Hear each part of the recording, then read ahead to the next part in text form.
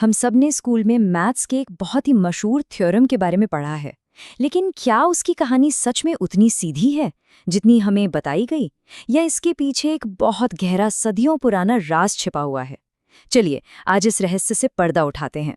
अगर ये सवाल पूछा जाए तो हम में से ज्यादातर लोगों का जवाब क्या होगा? जाहिर है, पाइथागोरस। स्कूल की किताबों से लेकर हमारे दिमाग तक बस यही नाम बैठा हुआ है।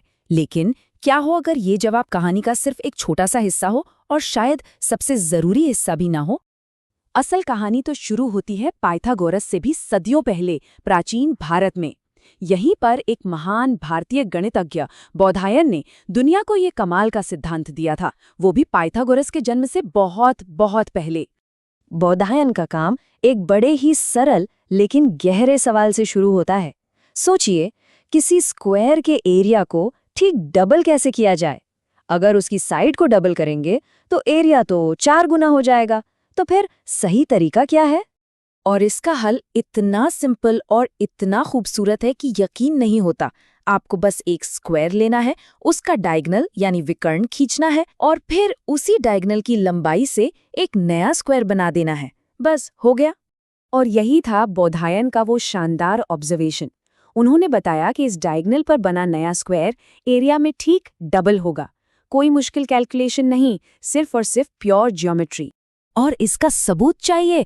अरे वो तो बिल्कुल आंखों के सामने है। देखिए, जो पहला स्क्वायर है वो 2 बराबर ट्रायंगल से बना है, और जो डायगोनल पर नया स्क्वायर बना वो वैसे ही 4 ट्रायंगल से मिलकर बना है। मतलब एरिया ठीक डबल।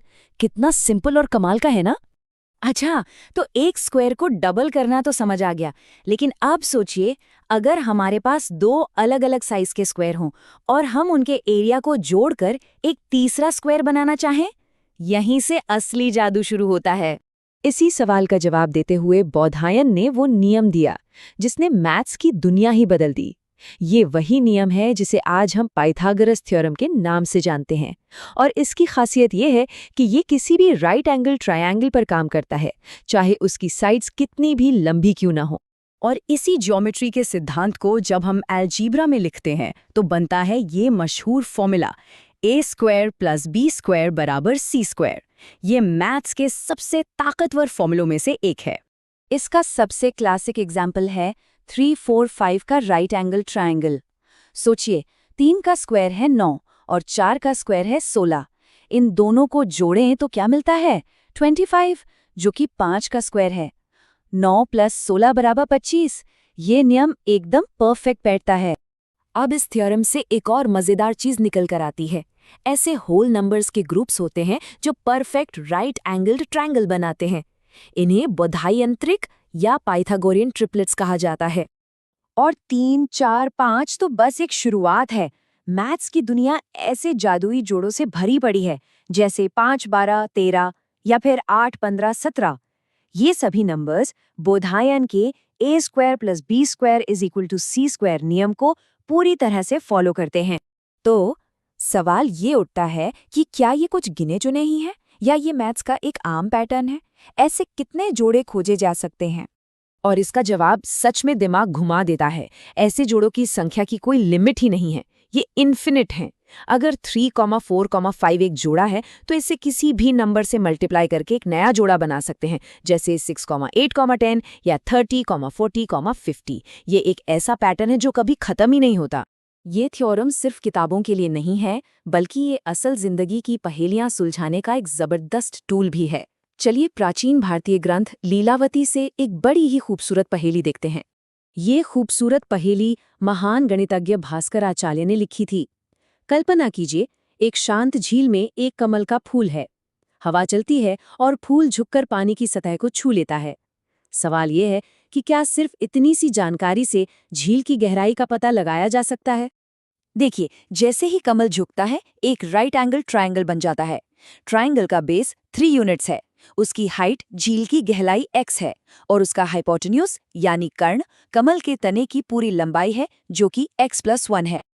और अब हम इस्तेमाल कर सकते हैं बौधायन का वही पावरफुल थ्योरम। बेस का स्क्वायर 3² और हाइट का स्क्वायर x² का जोड़ हाइपोटेन्यूज के स्क्वायर x+1² के बराबर होगा। अब बस इस सिंपल सी इक्वेशन को सॉल्व करना है, और जब हम ऐसा करते हैं तो x का जवाब आता है 4, मतलब झील की गहराई 4 यूनिट है। देखिए, एक सदियों पुरानी पहेली एक टाइमलेस थ्योरम से कितनी आसानी से सुलझ गई। इस प्राचीन थ्योरम की कहानी यहीं खत्म नहीं होती, बल्कि इसने मैथ्स के इतिहास की सबसे बड़ी, सबसे मुश्किल पहेलियों में से एक को जन्म दिया। अब इस कमाल के ट्विस्ट को समझिए। हम जानते हैं कि बोधायन की इक्वेशन x² + y² = z² के इन्फिनिट सॉल्यूशंस हैं। लेकिन 17वीं सदी में पिएरे डी फर्मा ने एक सवाल उठाया, क्या होगा अगर हम इस पावर 2 को बदलकर 3, 4 या कोई भी बड़ी संख्या कर दें? उन्होंने दावा किया कि ऐसा करने पर इस इक्वेशन का एक भी होल नंबर सॉल्यूशन नहीं मिलेगा। फर्मा के इस छोटे से दावे को सही साबित करने में दुनिया भर के गणितज्ञों को लगभग 357 साल लग गए। सोचिए, 350 साल से भी ज्यादा। ये मैथ्स के इतिहास की सबसे लंबी और सबसे शानदार खोजों में से एक थी, जिसकी जड़ें उस सिंपल से आइडिया में थी जिसे बोधायन ने सदियों पहले खोजा था।